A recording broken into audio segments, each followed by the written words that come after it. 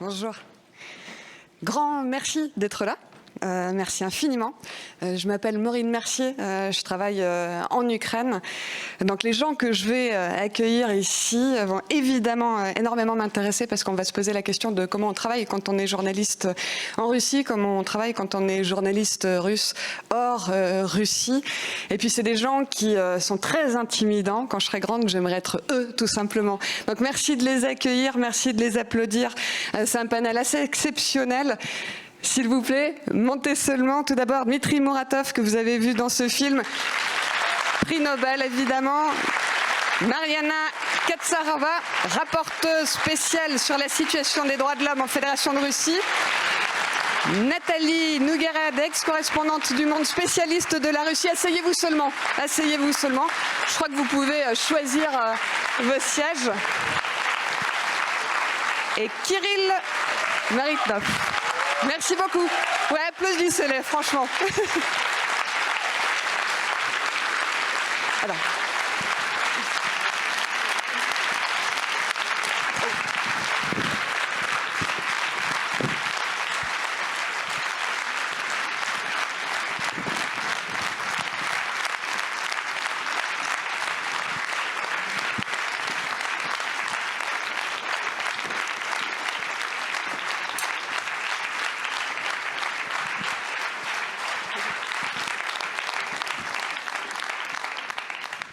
Vous avez bien raison. Merci infiniment d'être là, toutes et tous. J'ai envie de poser une toute première question. Je sais que vous avez envie de parler de vos collègues. Vous me l'avez dit, vous avez 3 interventions à faire. Vous les ferez, vous y tenez. Mais j'ai aussi envie que vous nous parliez un tout petit peu de vous. J'ai envie de vous demander comment ça va, parce que vous continuez, vous avez fait le choix de rester à Moscou. Donc comment ça va et comment vous parvenez à travailler sur place ? Merci beaucoup. Merci d'avoir applaudi pour ce film magnifique que mes collègues ont fait. Tout le monde a ses écouteurs, tout le monde entend ? Je dois vous dire que je suis déclarée agent de l'étranger. Pas parce que j'avais de l'argent de l'étranger, je n'ai jamais eu de l'argent de l'étranger, ou parce que je suis sous l'influence de quelqu'un, je ne suis sous l'influence de personne, mais parce que j'ai dit et j'ai donné des interviews à d'autres agents de l'étranger. Donc, vous-même, qui êtes dans la salle en ce moment, en parlant avec moi, qui suis un agent de l'étranger, vous pouvez aussi, vous, être déclaré agent de l'étranger. Vous avez maintenant 1 minute pour quitter la salle. Merci.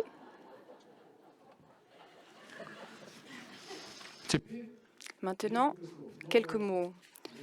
La Novaya Gazeta Evropa est devenue un média indésirable. Kirill, le rédacteur en chef, est là, vous le voyez. Vous l'avez vu dans le film. Quand vous le voyez dans le film passer dans le couloir, c'était son dernier jour à Moscou. Il n'est plus revenu depuis. C'est une histoire tragique. Toute une génération de professionnels brillants, une partie de la Novaya Gazeta est restée à Moscou. Nous n'avons plus d'enregistrement comme média. Nous ne sommes plus un journal ni un média. Vous pouvez nous lire si vous avez un VPN. J'aimerais dire quelques mots sur mes collègues. Je peux ? Votre начальник. J'ai un livre, on peut appeler ça le livre rouge, c'est la Constitution. L'article 29 de la Constitution de la Fédération de Russie, qui garantit les droits, la liberté des médias. Donc la censure est interdite. Chacun a la garantie de la liberté d'expression et personne ne peut être obligé de renoncer à ses convictions. Donc c'est dans la Constitution qui est actuellement utilisée en Fédération de Russie. Vous comprenez, on doit bien fixer ça. C'est un État particulier. Le pouvoir a continué, mais la Constitution a été enlevée. Nous sommes des médias. Nous, les médias, Nous avons représenté des dizaines de millions de gens. Poutine a refusé de s'occuper d'eux, de tenir compte d'eux, mais ils continuent à aimer leur pays et ils détestent les guerres. Mais maintenant, c'est interdit. C'est interdit aujourd'hui.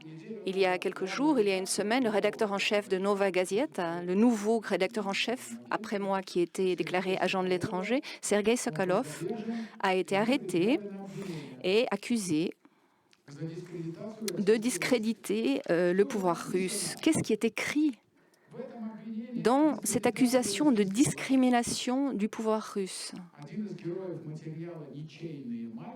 Un des héros de l'article sur les enfants qui sont d'orphelinat, qui sont utilisés, qui sont engagés dans l'opération spéciale, un des enfants dit « Je ne veux pas tuer et je ne veux pas verser le sang des autres ». Et cette phrase qui a été dite par à notre correspondant, cette phrase est une discréditation du pouvoir en Russie. Je crois que ce qu'il faut dire là-dessus, je viens d'être dit de façon entière, mais j'aimerais dire encore quelque chose. On a interdit à la nouvelle génération en Russie d'avoir ses députés, ses élections libres et ses médias. On n'a presque plus d'air. Beaucoup sont persécutés, sont mis en prison. Et nous, on essaie quand même de paraître. Les journalistes russes en exil accomplissent leur devoir, leur mission, devant les lecteurs et l'auditoire, à un prix énorme. Je ne vais pas parler de ce prix, parce que parler d'un prix à côté des victimes déchiquetées en Ukraine, c'est impossible. Nos lecteurs nous donnent de l'argent. Nous sommes les médias les plus indépendants du monde parce que nous ne vivons que de l'argent de nos lecteurs qui risquent autant que les journalistes en nous donnant de l'argent. Ce sont des risques mutuels, une responsabilité mutuelle et un amour mutuel. C'est notre mission. On dit que c'est un foutu travail. Je veux vous dire que non, c'est le travail qu'on aime, c'est notre travail préféré. Et je suis reconnaissant, je sais qui a fait ce film. Je sais qui est Anonymous, les anonymes, dans le générique. Ce sont des gens talentueux, brillants. Je suis reconnaissant envers Askol Kourov, qui a réussi à faire, au moment où ces gens risquant leur vie filmaient eux-mêmes, qu'il a risqué de faire ce que vous avez vu aujourd'hui dans ce film. Et j'aimerais ajouter encore une chose. Le journalisme russe en exil et dans le pays continue, dans une grande solitude, à respecter la constitution de la Fédération de Russie.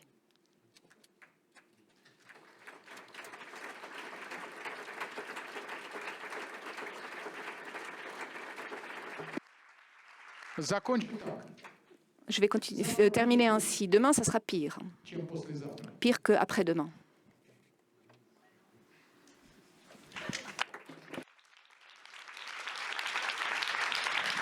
Je peux vous demander pourquoi vous avez décidé de rester, vous, à Moscou?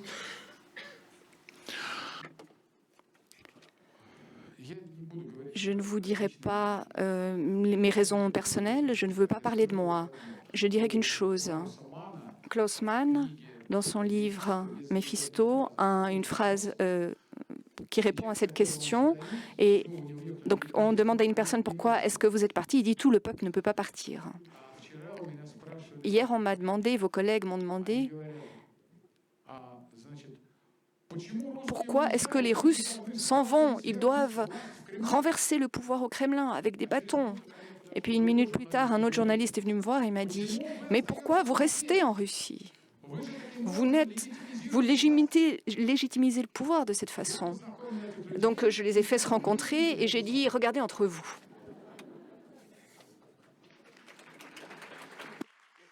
Les gens opinent beaucoup.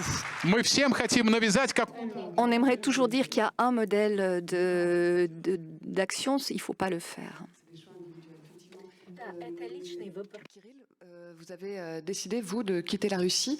Comment on fait lorsqu'on est journaliste pour couvrir ce qui se passe en Russie sans pouvoir y être?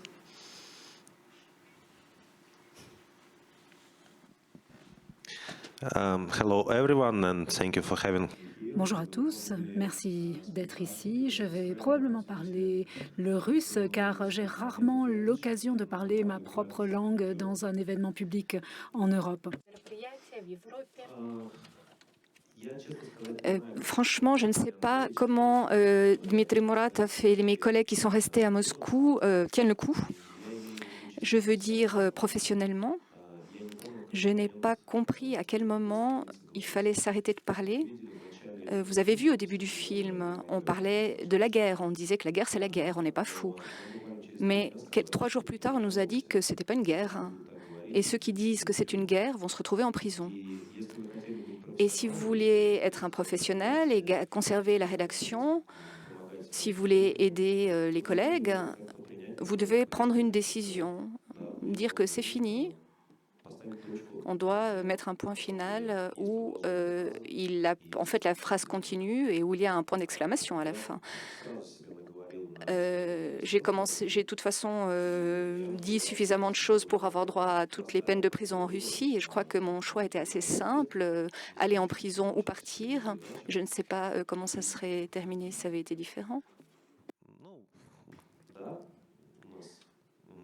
Je n'ai pas eu je n'ai pas eu l'occasion de vérifier. Dmitry Andreevitch dit que j'aurais été en prison, mais bon là je suis pas en prison, je suis assis avec vous. Quand je suis partie assez vite, au 8e jour de la guerre. Je me suis imaginé que des gens viendraient fermer le journal et je me suis imaginé ça. 30 ans de travail du journal, 6 collègues morts, tués, le prix Nobel, quelques mois de travail.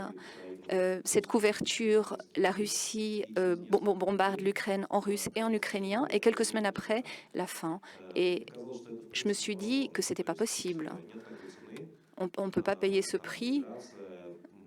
On peut payer justement le prix de l'émigration, de problèmes personnels, pour pouvoir continuer à travailler. Donc on avait beaucoup de jeunes dans la rédaction, vous en avez vu quelques-uns dans le film, qui continuent à travailler, qui sont maintenant plus expérimentés depuis 2 ans, d'anciens étudiants aussi. Et voilà, le choix était comment continuer à écrire en Russie, hors de la Russie. Je ne suis pas sûre que je peux tout vous raconter. Mais vous pouvez bien vous imaginer que dans un grand pays, il y a beaucoup de professionnels, d'excellents professionnels qui veulent continuer à faire leur travail, même si c'est très dangereux, et c'est des gens sur lesquels nous pouvons compter à l'intérieur du pays. C'est des journalistes résistants, en quelque sorte. Mariana, si je vous demande comment évolue la situation en matière de droits humains, et surtout depuis 2 ans, depuis la guerre à grande échelle, comment la répression évolue, quid des droits humains depuis 2 ans en Russie?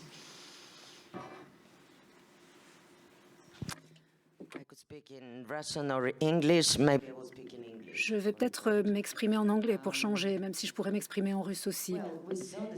Eh bien, on a vu la situation.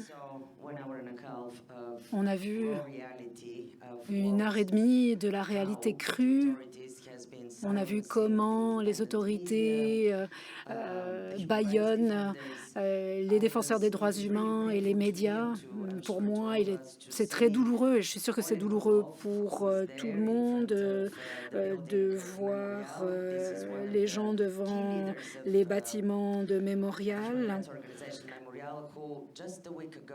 Et il y a à peine une semaine, l'un d'eux a été condamné à une peine de prison. C'est un autre lauréat du prix Nobel de la paix avec Dmitry Muratov et Novaya Gazeta. La situation s'est beaucoup détériorée ces 2 dernières décennies en Russie et je suis particulièrement fière de me trouver aux côtés de Dmitry, Kirill et des journalistes de Novaya Gazeta ici sur la scène. En effet, l'une de mes grandes amies, Anna Politkovskaya, et son amie a été tuée il y a 17 ans. À l'époque, tous les gouvernements dans le monde s'inquiétaient de faire des affaires avec le gouvernement russe plus qu'autre chose. Il ne s'agissait pas de lancer une stratégie différente pour demander une fin aux assassinats des défenseurs des droits de l'homme et des journalistes. Sur le mur du bureau de Dmitri à Novaya Gazeta, il y a des photos de ces journalistes tués. Anna Politkovskaya, Natalia Merovskaya, la journaliste tchétchène, défenseuse des droits de l'homme, qui a aussi été tuée en 2009. Elles ont été punies pour avoir dit la vérité quant à la guerre précédente, les deux guerres en Tchétchénie. Donc la situation se dégradait au fur et à mesure. Et oui, ces 2 dernières années, depuis le début de l'agression contre l'Ukraine, l'invasion de l'Ukraine, la situation s'est dégradée. On le voit au quotidien avec le décompte de la répression jour après jour, semaine après semaine. Le Parlement russe a adopté de nouvelles lois plus restrictives concernant les agents de l'étranger, mais aussi tout un ensemble de lois sur la désinformation, la dissémination de la désinformation, la guerre, l'opération militaire spéciale, entre guillemets, la discréditation, le discrédit jeté sur l'armée russe, ce qui fait qu'il est impossible pour aucun média indépendant d'exister à l'intérieur de la Fédération de Russie et aussi pour les organisations de défense des droits humains qui, comme Mémorial, se sont retrouvées fermées sur la base de décisions prises par des tribunaux. La tâche leur a été rendue impossible. Alors, à part Mémorial, une autre organisation de défense des droits humains bien plus ancienne, dont le centre Sakharov, ont été fermés. Alors, ces 2 dernières semaines, l'on a vu un nouveau chapitre ouvert avec la répression contre les organisations de la société civile. Il y a eu le décès d'Alexeï Navalny dans une prison russe et l'arrestation peu après d'Oleg Korlov. Le décès d'Alexeï Navalny est un autre signe sinistre montrant que les autorités... Bon, il y a tout ce qui s'est ensuivi, le corps de Navalny qui n'a pas été restitué à sa famille pendant des jours et des jours, des dizaines de personnes qui ont été détenues par les autorités russes de manière brutale dans 59 villes pour avoir apporté des fleurs en l'honneur de Navalny.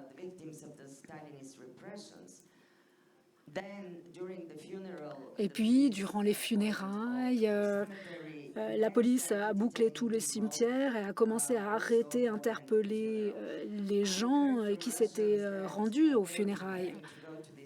Les Russes m'ont dit qu'ils se préparaient à aller à ces funérailles en prenant des sous-vêtements, une brosse à dents, du dentifrice dans leur sac. Ils ont confié leurs enfants à leurs amis, à leur famille, car ils ne s'attendaient pas à rentrer chez eux après ces funérailles.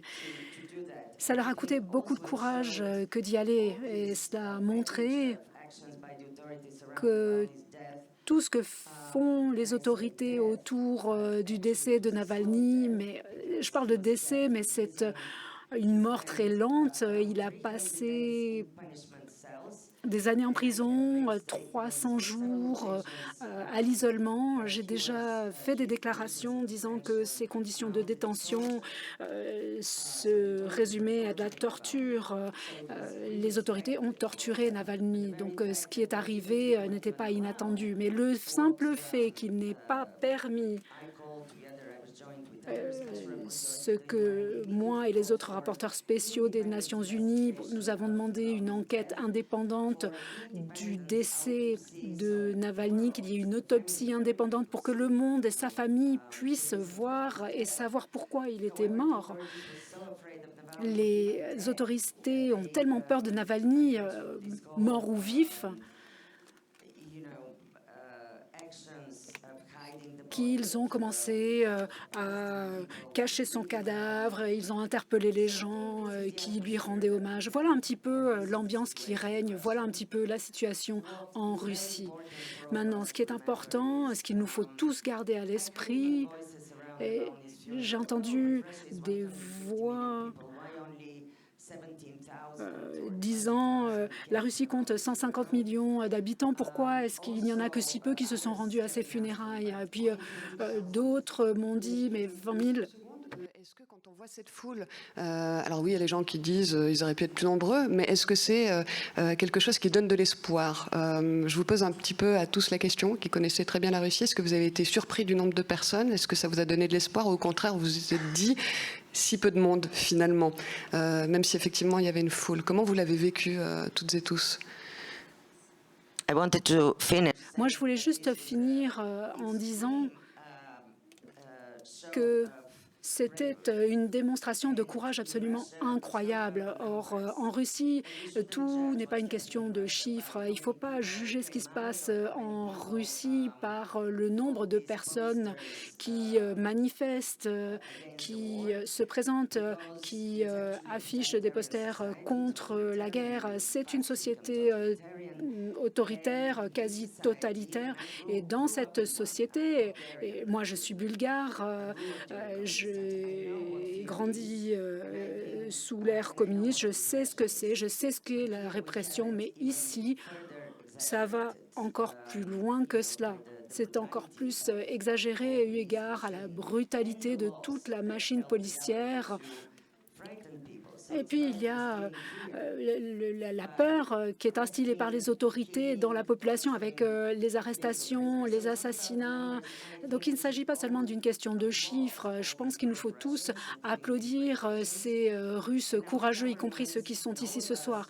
Nos gouvernements et nous tous, nous devons demander à ce qu'ils soient protégés, exiger qu'ils soient protégés dans nos propres pays pour leur permettre de faire leur travail, et puis que tous les prisonniers politiques soient libérés par les autorités russes. Merci.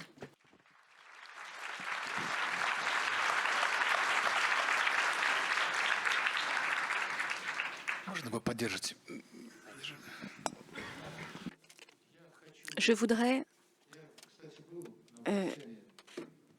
J'étais à l'enterrement d'Alexis Navalny, 2 kilomètres de l'église au cimetière. On a mis 2 heures à y arriver parce qu'il y avait tellement de gens. Mais maintenant, il faut se souvenir de ceux qui sont restés encore en prison, dans les cellules d'isolation et dans les cellules punitives. Je vais vous montrer quelques photos. Je vais vous prendre 2 de vos minutes. J'aimerais dire que le gouvernement et les organisations non gouvernementales comme l'UNICEF, l'ONU,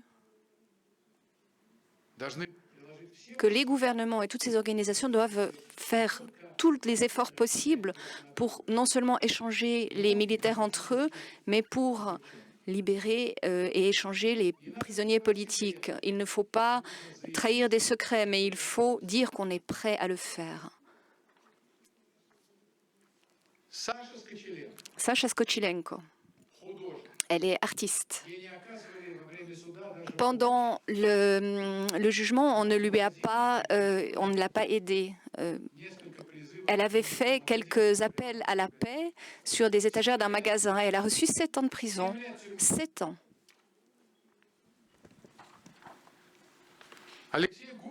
Alexei Gorinov. Il n'a pas voulu organiser un concours de dessin pour enfants en disant que, voyant ce qui se passait en Ukraine, il ne pouvait pas faire un concours de dessin pour enfants. Et pour les mots prononcés, dont le premier mot du titre du roman de Tolstoï, épais, 7 ans de prison. Et il lui manque un poumon et il est en train de mourir. Baryshnikov, pour la même chose, il vient de Kaliningrad, il a le cancer, il a un tuyau dans le ventre. 7 ans et demi.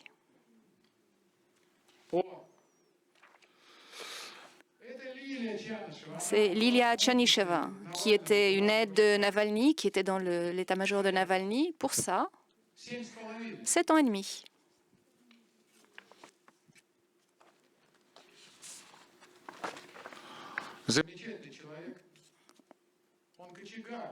Cet homme extraordinaire, il est chauffeur dans une chaufferie à Vologda. Quand on a fermé la radio l'écho de Moscou, il a fait son propre poste et il transmettait leurs émissions. Il a pris 3 ans. 3 ans parce que 12 personnes ont écouté ces émissions de radio. Alia Karlov, j'étais un témoin de la défense. Son défenseur. Nous avons réussi pendant un procès à empêcher la prison, mais il y a une semaine, il a reçu 2 ans et demi de prison. Il était le président de un des dirigeants de Mémorial. 2 ans et demi de prison parce qu'il a dit que c'était des forces revanchistes qui étaient au pouvoir. Beaucoup de gens connaissent cette dramaturge magnifique et cette metteuse en scène magnifique, Sveta Petrichuk. Et elle, c'est Genia Berkovitch. Ils ont écrit une pièce magnifique qui tournait dans beaucoup de théâtres et qui a reçu le plus grand prix théâtral du pays. Elle parlait des femmes qui, après avoir été victimes d'abus, étaient facilement convaincues de rejoindre les terroristes islamistes en Syrie. En mai, ça fera déjà 1 année qu'elles sont en prison. Je répète. Il faut exiger de nos gouvernements, de chaque gouvernement, qu'ils ne parlent pas du fait qu'ils n'ont pas de mandat, qu'ils n'ont pas le pouvoir, qu'ils, avec l'appui des organisations non gouvernementales, avec tous les instruments de la diplomatie, avec des négociations secrètes, commencent à échanger les prisonniers politiques. Ce n'est pas un commerce, c'est les droits de l'homme. C'est les droits des gens de vivre. Merci.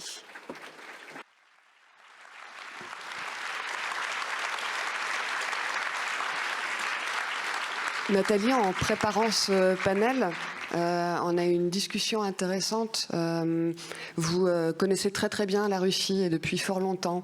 Et puis, lorsque la guerre à grande échelle a éclaté, moi j'ai vu de mes compatriotes parfois tomber de leur chaise. Et aucun d'entre vous n'est tombé de sa chaise au moment où cette guerre à grande échelle, l'invasion de l'Ukraine, a démarré il y a 2 ans.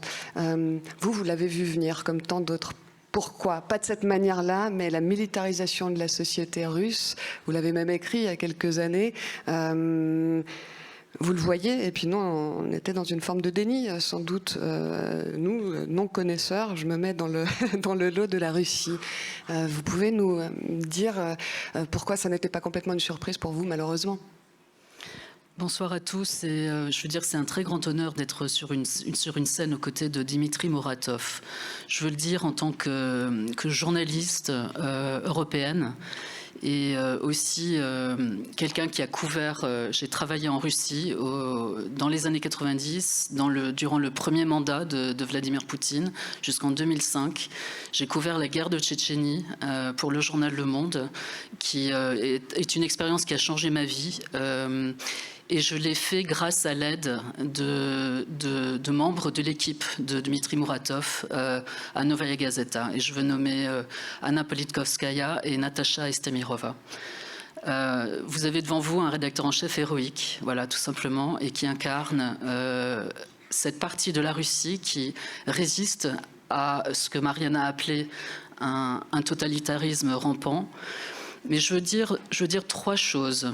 La première chose, c'est l'écrasement des droits de l'homme et l'écrasement de la société civile, comme l'a dit Mariana, précède la guerre, la grande guerre qu'on a et qui change notre continent. Il y a évidemment une dégradation, ça a empiré depuis le 24 février 2022, mais Poutine, le système Poutine, a depuis des années déployer une stratégie qui visait à d'abord restreindre la société civile et les médias indépendants et ensuite les écraser. Et c'est ce travail qui a duré longtemps et que sans doute Beaucoup d'entre nous, hors de Russie, en Occident, n'ont pas voulu trop regarder de près en se disant « oui, c'est pas très joli, mais ça va s'arranger. À un moment donné, ça va quand même aller bien, on va s'arranger, on va s'entendre. » Ce processus-là d'écrasement pose les jalons de la guerre, permet la guerre. Pourquoi? Parce qu'il rend la guerre acceptable à la société russe. La société russe acceptable au sens... la société russe se retrouve dans une situation de passivité, de forme de résignation, d'écrasement, d'oppression, et elle ne peut pas faire grand-chose. Il y a, alors ça c'est la première chose, c'est que l'écrasement des libertés précède la guerre. Ce n'est pas le résultat de la guerre, ça précède la guerre. La deuxième chose, c'est... il y a une société russe qui survit, une société civile russe qui survit. Ce que je fais depuis 1 an, c'est je me suis basée en Europe orientale, à Riga en particulier, et j'aide une ONG russe, exilée elle-même, qui s'appelle l'École d'éducation civique, que Dmitri connaît, et qui aide des jeunes journalistes, des artistes, des juristes, des enseignants à continuer leur travail, à se consolider pour continuer leur travail tant que possible en étant à l'extérieur de la Russie et en essayant, et c'est très difficile, d'avoir un impact auprès des gens à l'intérieur de la Russie. Cette société civile russe, elle existe à l'intérieur du pays et beaucoup à l'extérieur du pays. Il n'y a pas qu'une résignation face à ce totalitarisme rampant. Donc oui, il y a beaucoup de zombies en Russie. Le mot zombie a beaucoup été utilisé pour décrire les Russes. Des zombies. Il y en a beaucoup, il faut le dire, parce que l'endoctrinement a été massif et il continue. Un moment clé pour moi, ça a été en l'an 2000, donc tout de suite après le déclenchement de la guerre, la première guerre de Poutine, qui est fondamentale, qui pose les jalons de son pouvoir et qui va métamorphoser la société comme une sorte de gangrène. Pendant une période de 20 ans, c'est la seconde guerre de Tchétchénie, qui a été, à mon avis, pire que la première. Beaucoup plus systématique. Et le pivot, le tournant, c'est l'écrasement de la seule chaîne de télévision indépendante qui informait encore les Russes. Les Russes regardent beaucoup la télévision. C'est la chaîne de télévision NTV. Ce moment-là, en l'an 2000, est un tournant. Subsistent par la suite, évidemment, des magnifiques médias indépendants, mais leur audience, forcément, est moindre qu'une chaîne de télévision indépendante. Cette société civile, elle existe encore. Il y a des réseaux à l'intérieur de la Russie qui sont presque impossibles à décrire. Vous ne lirez pas de reportages, vous ne verrez pas de films documentaires sur certaines choses qui se passent à l'intérieur de la Russie. Kirill l'a évoqué. Il y a des journalistes, des gens qui font un travail extrêmement courageux. Il y a aussi des gens qui aident les Ukrainiens qui se sont retrouvés côté russe du fait de la guerre ou déportés, transportés vers l'intérieur de la Russie et qui veulent sortir de la Russie et regagner leur propre pays. Tout ça, ça nécessite des réseaux clandestins à l'intérieur de la société russe. On leur organise le ticket de train, on les loge, on les aide à circuler, on les aide à s'orienter. La même chose pour des Russes qui veulent échapper au service militaire, qui ne veulent pas aller combattre. Il y a des réseaux à l'intérieur de la Russie qui aident des jeunes hommes à éviter ce sort. Et il y a aussi des réseaux qui aident les gens à sortir de la Russie. S'ils veulent sortir de Russie, c'est plus facile qu'à l'époque soviétique, bien évidemment, mais parfois ça nécessite des réseaux de solidarité. Donc toutes ces choses-là existent et elles ne sont pas toujours visibles. Et un jour, on aura le tableau, un jour, j'espère, dans une Russie libre, pacifique, paisible, en paix avec ses voisins, on verra la pleine histoire de ce qui s'est passé en Russie pendant ces années-là. Mais dans l'attente de ça, lisez Novaya Gazeta Europe, ils ont un site en anglais, ils font ça très bien. Si vous lisez le russe, lisez Novaya Gazeta aussi avec tout ce que produit l'équipe de Dmitri. Lisez aussi, je me permets de le dire, un média en français qui s'appelle s'appelle Desk Russie, qui est fait par des experts de la Russie. Ça se trouve en ligne depuis. Ça a été lancé en mai 2021, 8 mois avant la Grande Guerre. Et donc il faut s'informer, il faut ne pas coller des étiquettes sur tous les Russes. Quand j'essaie d'expliquer à ceux qui pensent que tous les Russes sont des zombies, qu'il n'y a absolument rien à faire, il faut juste tirer un énorme rideau de fer et boucler ce pays et ne plus y penser, il faut se protéger de ce pays, ne plus jamais rien faire. Je leur dis oui, mais pensez à une chose, en fait il y a deux guerres. Il y a la guerre féroce que mène Poutine et son armée contre les Ukrainiens. Et je fais une toute petite incise quand on parle des souffrances des Russes persécutés. Il y a plein de Russes persécutés. Merci Dmitri de nous avoir montré ces portraits. C'est profondément émouvant. Mais évidemment, dès qu'on pense à eux, il faut aussi penser aux Ukrainiens qui sont sous les bombes, qui sont déracinés. Il faut voir les deux guerres. Il y a une guerre contre la société civile et les esprits libres à l'intérieur de la Russie, et qui est menée par un arsenal de répression, de législation répressive, d'arbitraire total. Et il y a une guerre qui est celle qu'on voit sur nos écrans de télévision. Et la guerre qui se mène à l'intérieur de la Russie, elle est évidemment moins visible et d'une autre nature, bien sûr, que celle qu'on voit sur nos écrans de télévision. Voilà. J'aimerais qu'on parle un peu de la propagande, parce que lorsqu'on est en Russie, on est victime aussi d'une propagande. Et je pense qu'on a souvent tendance à ne pas saisir ce que ça signifie. J'avais fait une expérience, moi, à mon tout petit niveau, en Transnistrie, c'est une enclave moldave pro-russe. Je fais un résumé très court. Je passe 4 jours là-bas avec des gens qui consomment la propagande pro-russe. Au bout de 4 jours, à entendre cette musique constamment, je sens que je commence à perdre très sincèrement mon esprit critique, alors que je suis censée être journaliste, alors que je suis censée être clairvoyante. Et j'ai compris à ce moment-là, en faisant cet exercice, l'hyperpuissance de la propagande russe. Et j'aimerais bien qu'on puisse essayer de décrypter cela, parce que ça dit quelque chose de la société. Donc, n'hésitez pas à prendre la parole, hein, attendez pas que je vous la donne, mais Kirill, j'ai envie de vous poser la question, parce que vous m'avez dit que vous étiez prêt à partager cette expérience. Vous avez un tout petit peu plus de 42 ans, ça veut dire que vous avez baigné là-dedans quand vous étiez jeune. Vous savez comment, malheureusement, on se fait happer, tout simplement, par cette musique. Vous vous en êtes défait. Donc vous êtes doublement intéressant. Est-ce que vous pouvez nous faire part de cette expérience-là? Comment ça nous prend et comment on s'en sort? Parce que ça va nous donner de l'espoir aussi.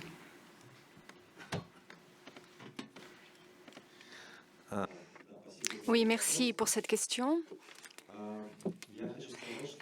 J'aimerais dire que je ne suis pas sûre que dans notre pays ou quelque part ailleurs, il y a des gens qu'on peut appeler des zombies. Et si ça existe vraiment, s'il doit y en avoir un peu partout, nous utilisons effectivement le terme de boîte à zombies pour rendre les gens des zombies, pour parler d'ATV russe. Mais je crois que cette boîte à zombies, elle existe un peu partout dans le monde aussi. Depuis 1 an, je suis allée au Liban, en Amérique du Sud, et partout, on m'a raconté comme c'est magnifique qu'il y ait quelqu'un comme Vladimir Poutine. Et ces gens n'ont rien à voir avec la Russie, mais c'est comme ça qu'ils ont vu le monde. Je crois que ce à quoi nous sommes confrontés, ce n'est pas la force de la propagande. La propagande n'a pas de pouvoir magique, d'arme magique contre nous. Votre exemple, quand vous vous êtes retrouvé sur un territoire où les gens consomment la propagande russe, et vous l'avez fait aussi, et ça vous a influencé, je crois que cette histoire raconte surtout la solitude et l'isolation des gens. Vous étiez seul à seul avec cette propagande. Et vous n'avez personne à qui dire qu'est-ce que c'est ça, qu'est-ce que vous faites, personne ne pouvait discuter de ça avec vous. Vous n'aviez pas d'interlocuteur.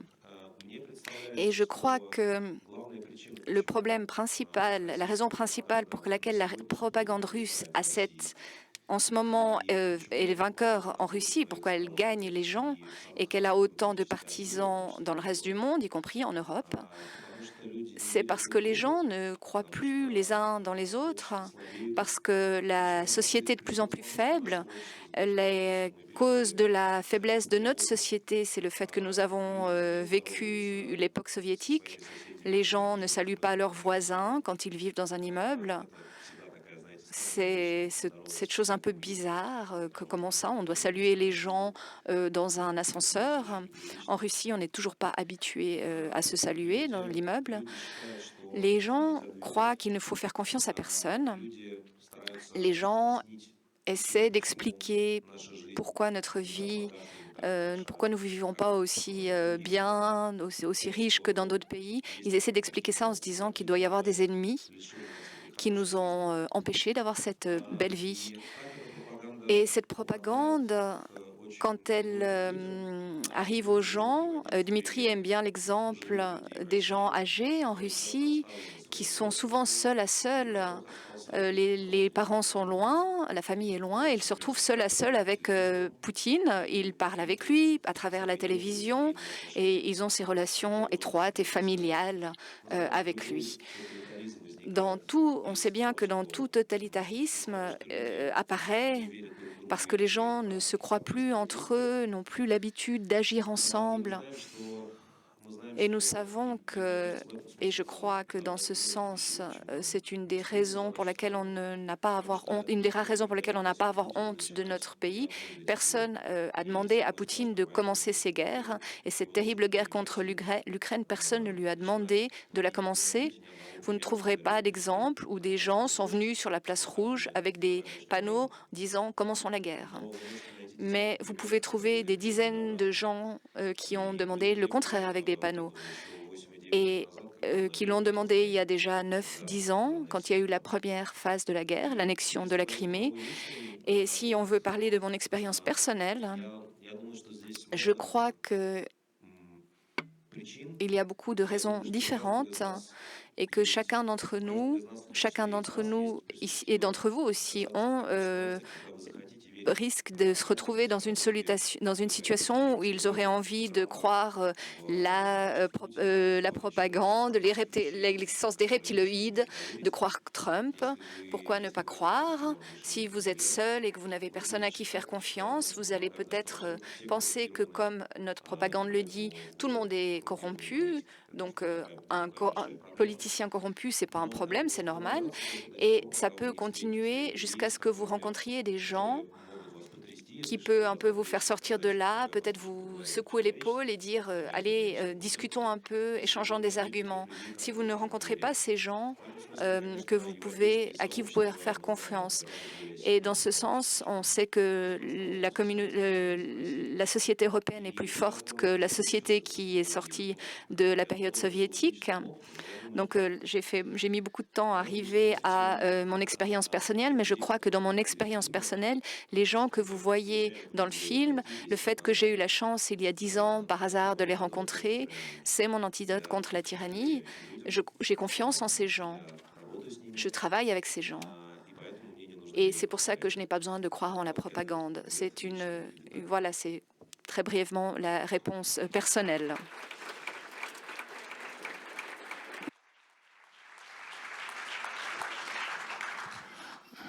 Vous savez, quand nous commençons à traiter les gens de zombies, on a appelé aujourd'hui, on peut dire aujourd'hui, on dit que les Russes sont des zombies. Après, il y a ceux qui vont mal voter aux États-Unis. Vous savez qu'en Russie, la campagne principale présidentielle, c'est la campagne américaine. On dira que les Américains sont des zombies, et puis après, il y a des zombies dans plusieurs pays d'Europe. Moi, ce que je veux vous dire, c'est que la culpabilité, les gens sont crédules, et la faute est aux élites. Pas seulement les élites russes, mais les gens qui, dans vos pays, se sentent être des élites, dans les pays d'Europe, aux États-Unis. Est-ce que ces élites n'ont pas intérêt à avoir des relations avec les dictateurs? Un dictateur, on lui dit « vends-nous du pétrole » et puis on s'en fiche de ce qui se passe avec les droits de l'homme chez toi. « Vends-nous du pétrole à un bon prix ». C'est pas comme ça que ça se passe? Et après on dit « le peuple est un zombie ». Non, mais de quel droit? Quand tout le monde dit « oh, nous, on est des politiciens qui font de la réelle politique ». Quand les politiciens perdent leurs valeurs, ne croient plus aux droits de l'homme, à l'éducation, au droit à la vie, quand ils ont oublié qu'on a signé une déclaration des droits de l'homme, eh bien, c'est le début de la réelle politique. On change tout ça, on échange la liberté et la vie contre les énergies fossiles. C'est une des raisons pour lesquelles l'élite abandonne le peuple et collabore avec le despotisme. Et maintenant, je veux ajouter quelque chose d'important. J'aime beaucoup notre modératrice. Hier, j'ai entendu un texte de ses reportages à Kherson en mission. C'est un très bon journaliste et elle a dit qu'elle n'a pas tout à fait cru, elle a failli croire la propagande, je veux la sauver. La Nova Gazeta a fabriqué des chapeaux en aluminium, exactement pour aider contre ça. Les chapeaux en aluminium, ils empêchent les rayonnements, comme disent les conspirologues sur Fox News et à REN-TV. Elles sauvent de la propagande aussi. Et je lui ai apporté un chapeau de la Nova Gazeta, vous le voyez, un chapeau en aluminium qui protège de la télévision. Et je vous offre ce chapeau pour que vous puissiez aller en mission, travailler sans danger.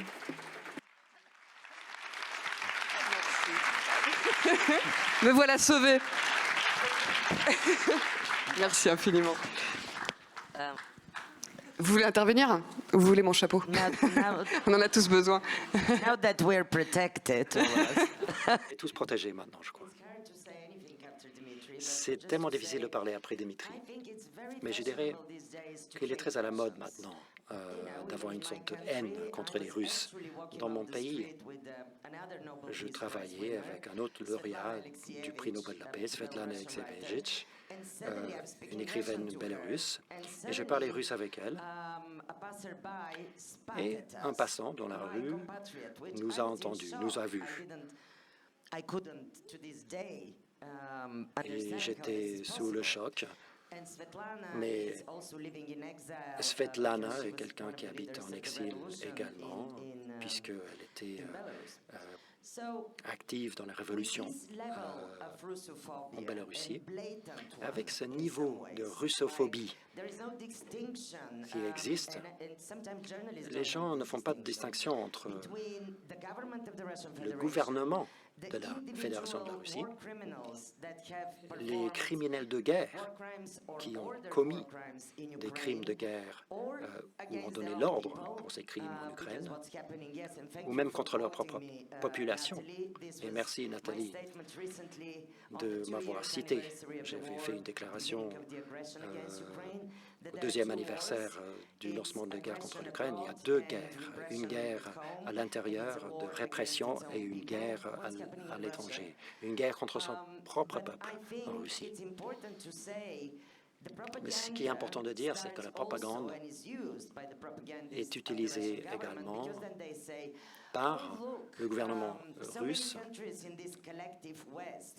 puisqu'ils voient l'Occident et les pays occidentaux qui ont fermé leurs frontières aux citoyens russes. Beaucoup de ceux qui ont fui la Russie n'ont plus le droit de prendre l'avion. Il y a une russophobie. On n'a plus le droit de parler russe dans l'Occident. Mais nous vous aimons. Le gouvernement dit à son peuple, nous vous aimons, regardez comment les Européens ne vous aiment plus. Et si vous habitez à des centaines de kilomètres de Moscou ou de Saint-Pétersbourg, dans une ville très pauvre, C'est une pauvreté qui n'existe pas à Moscou, à Saint-Pétersbourg. Un homme politique récemment dans un pays balte m'a dit récemment que tous les Russes doivent manifester contre le gouvernement. Mais comment est-ce qu'ils peuvent manifester vraiment? Est-ce que vous pensez vraiment que les Russes seront en mesure de faire une révolution dans leur pays? On ne demande pas aux Allemands de faire une révolution. Nous, qui avons vécu en Europe de l'Est, on n'était pas capable non plus de faire une révolution. Mais on demande aux Russes de faire une révolution. Les Russes doivent rester à la maison, on nous dit, refuser d'aller au travail, désobéissance civile. C'était un ex-président d'un pays qui me l'a dit. Et j'ai dit, mais vous savez, il y a tellement de pauvreté en Russie. Comment est-ce que ces gens pourront survivre s'ils n'allaient pas travailler? Vous avez vu les prisonniers politiques dans les images, 7 ans de prison pour un acte de désobéissance civile. La situation est difficile. Lorsque vous venez d'une ville très pauvre, c'est très difficile. Nathalie a parlé de la répression des peuples autochtones en Sibérie, par exemple, dans des petits villages. Les militaires arrivent pendant la nuit et on voit ces hommes combattre en Ukraine. Dans certaines régions où il y a des minorités ethniques, surtout au début de la guerre contre l'Ukraine, on voyait des images des soldats sur la ligne de front. C'était des gens issus des peuples autochtones ou des minorités qui se battaient sur la ligne de front. Il n'y avait pas de blanc sur ces images. Pourquoi? Parce que les autorités ne voulaient pas mobiliser les Russes des villes plus sophistiquées comme Moscou et Saint-Pétersbourg. Et donc, cette propagande est très efficace. La propagande leur dit « Nous sommes là pour vous protéger, nous vous aimons, vous les Russes, vous êtes attaqués par ces russophobes à l'étranger. » Et ils donnent des exemples très sélectifs. Il y a des endroits où ils ne veulent pas écouter Tchaïkovski, même s'il a été victime de violations des droits humains aux mains du tsar il y a un siècle. Je crois que même à Genève, à un moment ou à un autre, ils voulaient empêcher que l'on étudie Dostoïevski à l'université. Ils donnent ces exemples à leur peuple. Et si vous vous trouvez dans une petite ville en Russie, vous vous dites je suis tellement pauvre, j'ai mon gouvernement, j'allume la première chaîne des médias. Et c'est vrai. Les gens comme Muratov sont des agents de l'étranger, ce sont des traîtres. Il n'y a que le gouvernement qui me défende. Il y a une chose que l'on peut tous faire pour contrer cette propagande. Il faut distinguer le gouvernement de la Fédération de Russie, tout autre gouvernement, et leur peuple, notamment les Russes courageux, les journalistes, les défenseurs des droits humains, les millions d'hommes qui s'est enfui pour éviter d'avoir à tuer des gens en Ukraine, qui ont évité la mobilisation. Donc distinguer entre ces deux pôles. Et deuxième chose, une action. YouTube va bientôt être fermé en Russie. Google veut quitter la Russie car il n'y a plus de bénéfices à tirer de la Russie en raison des sanctions. Donc Google veut quitter la Fédération de Russie, ce qui veut dire que YouTube va quitter la Russie, va être fermé en Russie. Il n'y aura pas d'autres sources alternatives d'informations. Or, même Dmitri, Novaya Gazeta utilise YouTube. Donc on pourrait écrire directement à ces entreprises, à ces multinationales, mettons Google. On peut écrire à nos représentants parlementaires, à nos gouvernements. On pourrait écrire directement à Google en leur disant « Ne quittez pas la Russie ». En effet, si YouTube part, la population russe n'aura pas d'autres sources d'informations. Et ça, c'est une chose que l'on peut faire et que l'on peut faire dès ce soir.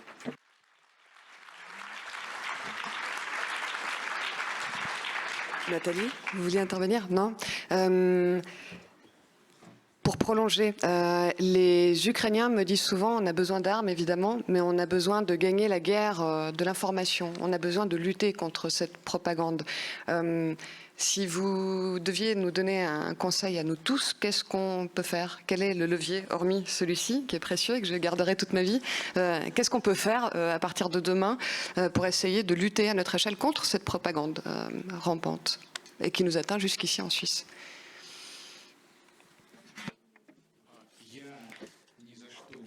Je ne vous donnerai à aucun prix je ne donnerai à aucun prix aucun conseil aux Ukrainiens. Je m'excuse, mais c'est hors de question. Parce que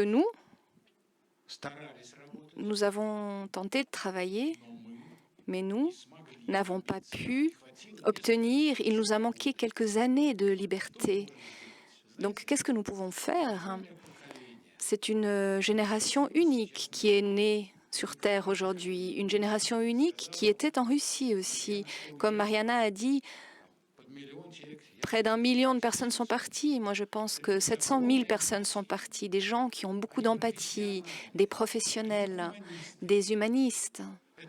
Ce sont des gens qui sont partis du pays en prenant leurs animaux domestiques parce qu'ils se sentaient responsables de tout ce qui était vivant autour d'eux et ils ne voulaient pas tuer et être tués. Tout ce que nous pouvons faire, c'est ne pas regarder ces gens comme ceux qui, comme si en pensant qu'ils devraient être ceux qui devraient prendre des bâtons et puis lutter contre ce régime qui est surarmé. Vous n'entendez pas les cris qu'on entend encore dans les prisons de Minsk? Ce qui s'est passé en Biélorussie, il faut aider ces gens qui partent. Les aider et les aider. Parce que ces gens, ils ont un futur. Et les despotes n'ont pas de futur. Et je vais m'arrêter avec ça, mais je vais dire encore une chose. Je sais que ça a été dur de remercier. Je veux remercier Maud pour la traduction.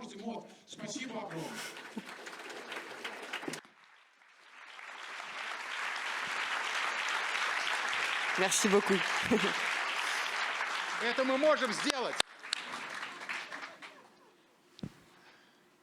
Oui, c'est dur d'intervenir après Dmitri Muratov, mais je voudrais dire une chose que beaucoup de mes amis russes qui sont très farouchement en lutte contre le régime de Poutine, de l'extérieur de la Russie ou de l'intérieur, que le message que j'entends souvent d'eux-mêmes, il n'a pas été dit aujourd'hui, c'est que la meilleure façon d'aider à changer les choses en Russie, la meilleure façon d'aider à ce que le pire ne continue pas de se produire en Russie et même s'aggrave, parce que la tendance n'est pas du tout bonne, il faut quand même dire les choses, même s'il y a des résistants, même s'il y a une société civile, une résistance civile, mais ce n'est pas la majorité des Russes. C'est pour ça que j'ai dit tout à l'heure que beaucoup de Russes sont endoctrinés. C'est une réalité, c'est un échec de la transition en Russie post-91 qu'on a sous-estimé.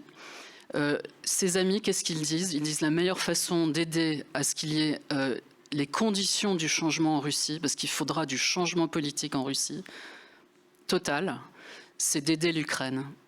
Ce sont des Russes qui le disent, c'est d'aider l'Ukraine. Il faut que l'Ukraine résiste, il ne faut pas que l'Ukraine soit écrasée, il faut que l'Ukraine libre puisse continuer d'exister, parce que c'est ça qui empêchera la Russie de s'enfoncer encore plus dans la nuit noire dans laquelle elle s'enfonce actuellement. Et je tenais à le dire, je l'entends d'amis russes, beaucoup, de gens de grandes organisations russes reconnues, et ils ne le disent pas toujours publiquement, mais je me permets de le relayer et je pense qu'ils ont raison. Il faut aider l'Ukraine pour changer la Russie.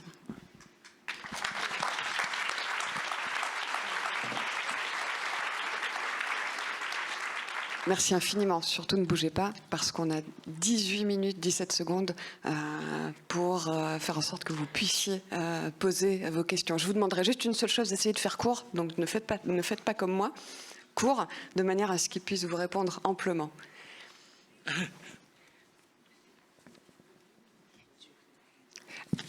Pardon? Ouais.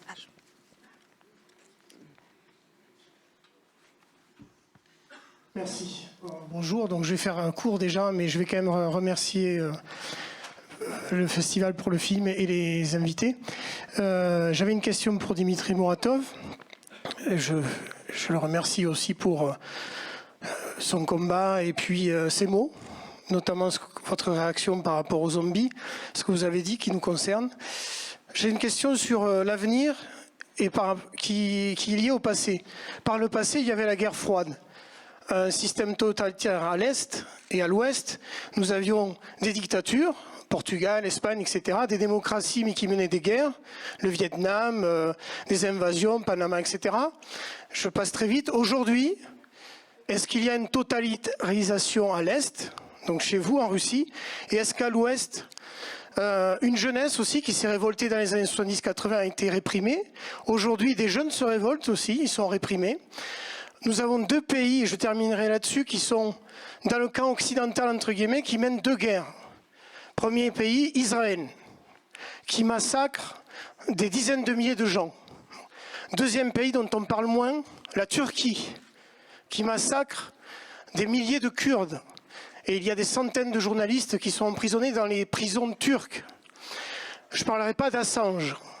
Mais ce que je veux dire par là, c'est que comment vous faites, vous, Dimitri Muratov, pour avoir la force, j'utilise le mot à dessein, la force de défendre la société civile russe, votre métier de journaliste, et en même temps de dire à des gens qui souvent peut-être seraient tentés de vous soutenir à 100%, mais peut-être vous direz ne dites pas ça sur nous, on vous soutient, donc critiquez pas trop l'Ouest.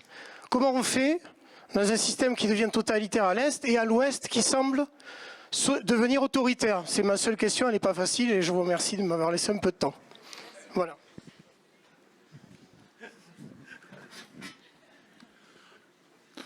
Вы знаете, я всего лишь журналист.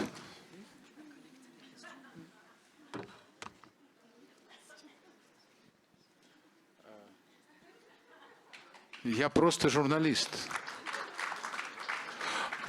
Организация Объединенных Наций сидит справа от меня.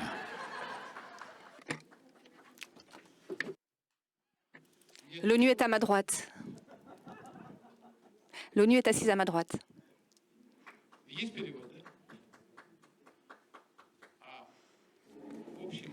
En parlant plus généralement, je vais vous dire les choses suivantes. Il y a récemment, j'ai relu des documents faits par l'humanité.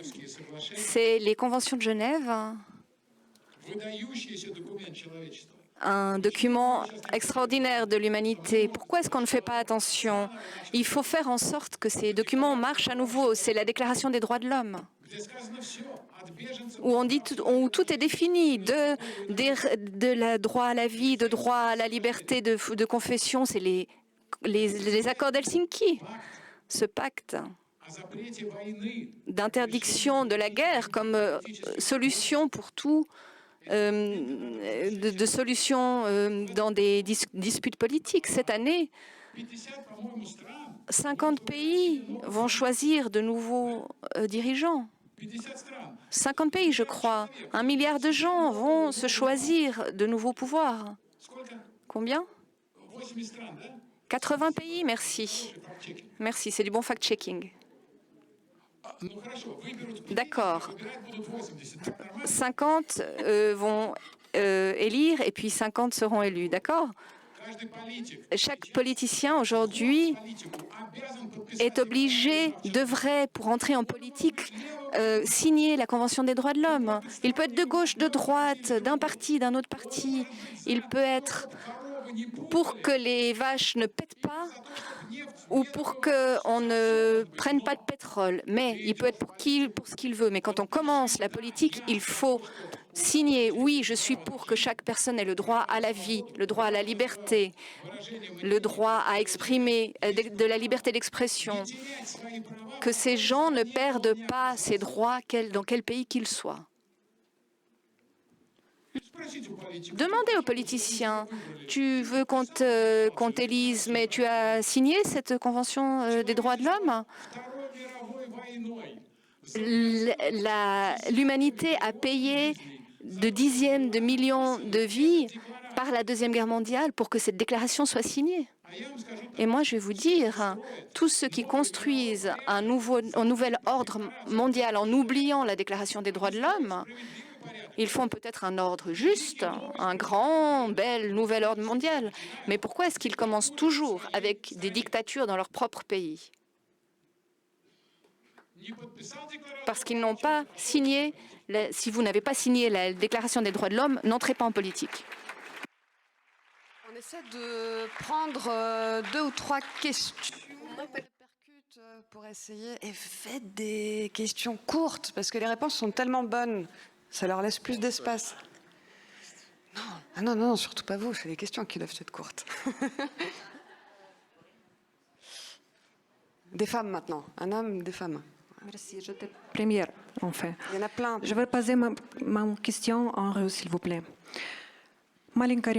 Une petite remarque, Dmitri Muratov. Lilia Chanysheva, dont vous avez montré la photo, n'était pas une aide de Navalny, c'était une politicienne indépendante dans son pays et elle a posé un défi au Bachkortostan, à l'élite politique de là-bas, et c'est pour ça qu'elle a été jetée en prison en utilisant comme prétexte le fait qu'elle était une aide de Navalny, qu'elle était en fait la chef de l'état-major de Navalny régional. J'ai une question pour Madame Kassarova. Nous, les activistes pour l'indépendance de la Russie, nous vous remercions pour votre travail. Et notre question, c'est en octobre 2023, Dmitri Muratov, qui était à côté de vous, a reçu... En 2021, il a reçu le prix Nobel. À ce moment-là, Navalny était déjà depuis 1 an en prison. Dmitri a dit à cette époque qu'il pensait que cet homme avait encore tout devant lui, l'avenir devant lui, Navalny.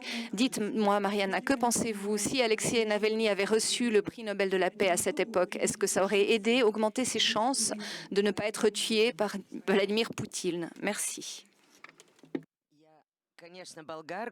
Je suis bien sûr bulgare, mais je ne suis pas devineresse. Je ne suis pas Vanga la devineresse.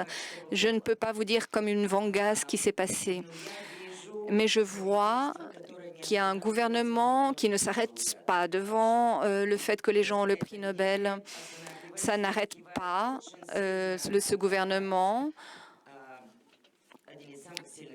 On voit dans la salle un des plus grands avocats russes, qui est avocat de Vladimir Kara-Murza. Et depuis que Navalny est mort, et je pense que beaucoup se sont posé la question, qui est le prochain? Et Kara-Murza, qui a reçu 25 ans de prison. Et nous avons vu son portrait. Chacun de nous peut être le prochain. Ils sont dans un état physique tel qu'il n'y a pas beaucoup besoin de faire des efforts pour que ça aille plus loin. Donc, je ne pense pas que le prix Nobel ne protège en Russie. Malheureusement, Oleg Orlov, il a aussi le prix Nobel. Memorial a le prix Nobel. Mais voilà, ils sont en prison. Alek vient de prendre 2 ans et 6 mois de prison. Donc oui, c'est l'Occident qui donne ces prix Nobel. C'est l'Occident. Donc ça ne change rien. Non, je ne pense pas que ça protège. Rien ne protège. Quand on a tué mon amie Anna Politkovskaya, mon amie et collègue, et ses collègues, j'ai fondé un prix en son honneur parce que c'était tellement affreux de tuer un journaliste parce qu'elle avait dit la vérité. C'était la plus courageuse. Elle a écrit des choses sur la deuxième guerre de Tchétchénie. Elle a écrit la vérité sur cette guerre.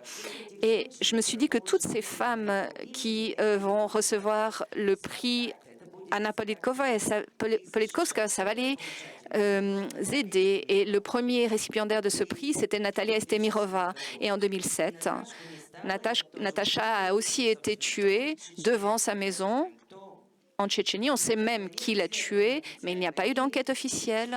Il n'y a pas eu de procès.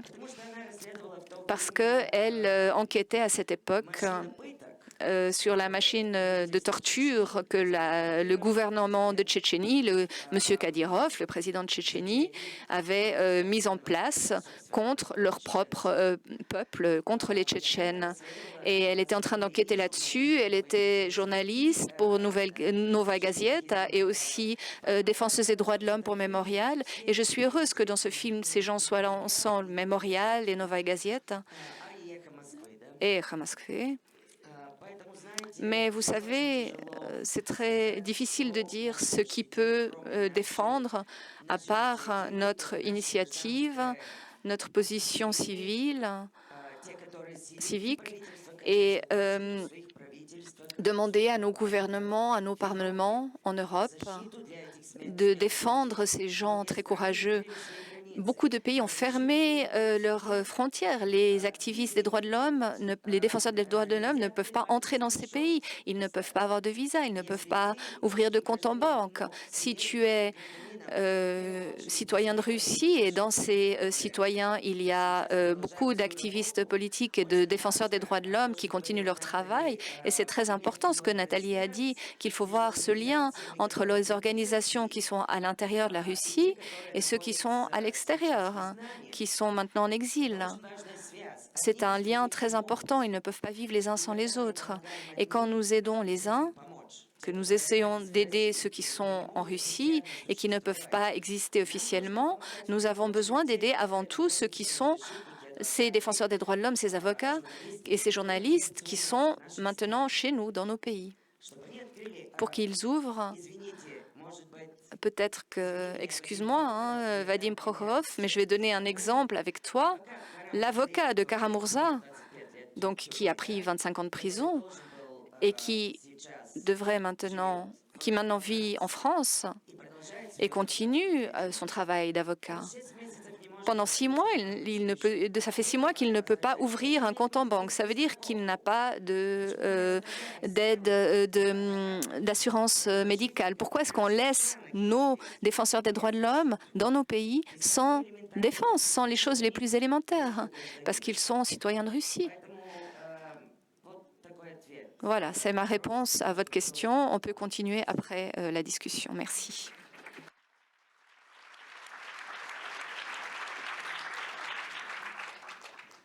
Mariana, je suis une grande fan de ton travail, mais je veux quand même apporter un petit bémol. J'ai entendu, je regardais sur YouTube, je regarde beaucoup les médias russes sur YouTube et les commentateurs russes sur YouTube. Et l'autre jour, une commentatrice très célèbre, russe, qui est exilée, parlait de persécution des Russes en Europe ou en dehors de la Russie. Et je trouve qu'il faut faire très attention. Non, c'est pas vrai. Il n'y a pas de persécution des Russes en dehors de la Russie, en Europe. C'est pas vrai, tout simplement. Il peut y avoir des ennuis bureaucratiques, pas assez d'aide n'est apportée. Il faut toujours faire plus. Il faut toujours faire plus pour cette société civile russe exilée, oui. Mais je veux juste apporter cette petite bémol.